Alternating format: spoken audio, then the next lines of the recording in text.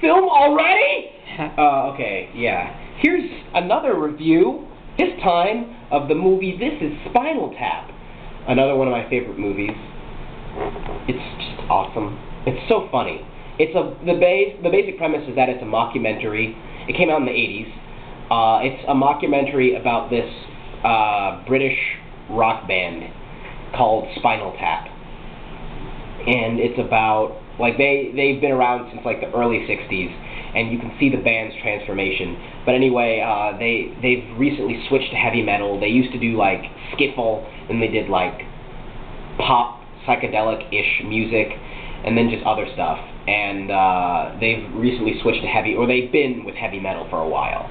And now they're about to do their first tour of America in 17 years. And basically, they're a terrible band. Awful lyrics. The lyrics are so bad they're funny. That's really where a lot of the entertainment comes from. And they're all idiots. It basically satirizes a lot of the rock stars of the time. Just like with the overly sexual lyrics.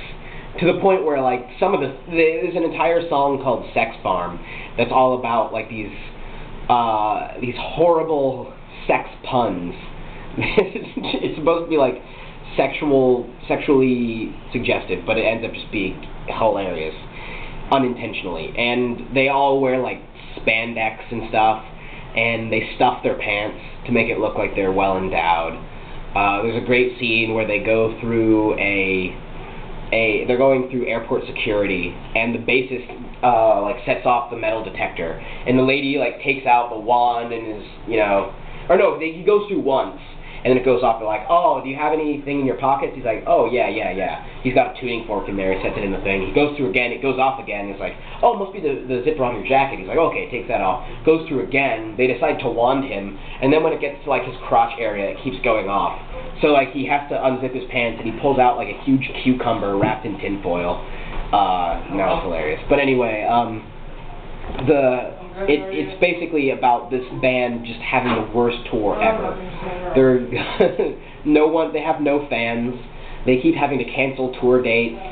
Partway through, the lead guitarist / lead singer, no, not the lead guitarist, sorry, the lead singer's girlfriend shows up, and it gets like a Yoko Ono situation where like the rest of the band kind of hates her, especially the lead guitarist just hates this, and she hates him too. And it's just so many. It's so funny, and actually it's mostly improvised. That was a really interesting thing. Apparently in making the movie, what they did was they came up with some funny things that they wanted to do, but all of the dialogue itself was improvised. So, and it's really, really funny. You should all watch it. Although, I will say this, it's not as much fun to watch if you start in the middle. Like with some comedies, you can just start watching in the middle, and it'll still be as funny. This is Spinal Tap's humor it builds momentum. Like, it's really funny at the beginning, but then by the end, the momentum is built up so much that you're just like screaming with laughter at everything they say, and it's like just endlessly funny. So, the music actually sounds surprisingly like actual rock music at the time, so that's a nice touch. It's written by like the whole cast of people and all that sort of thing. But yeah, you guys should all watch that if you get the chance.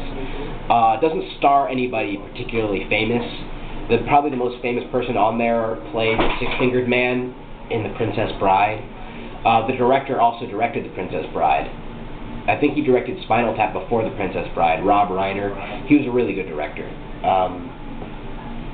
Yeah, it's definitely worth watching for anyone who enjoys comedy movies. Ricky Gervais, the creator of The Office, has said that The Office was essentially based on Spinal Tap, in sort of at least the British version was.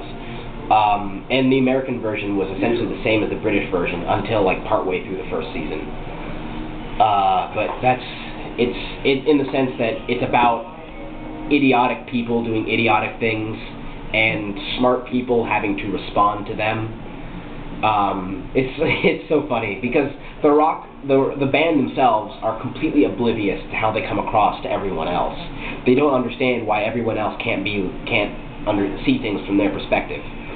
So that's really with any satire, you get that, where the people are being idiots but they have no idea how stupid they are. But yeah, It's really, really, really funny. Everyone should watch it if you enjoy things that are funny. Anyway, goodbye, because I think I've been talking for long. Have I been talking for long enough? Yeah, more than enough. Alright, yeah, go ahead and turn it off. Bye.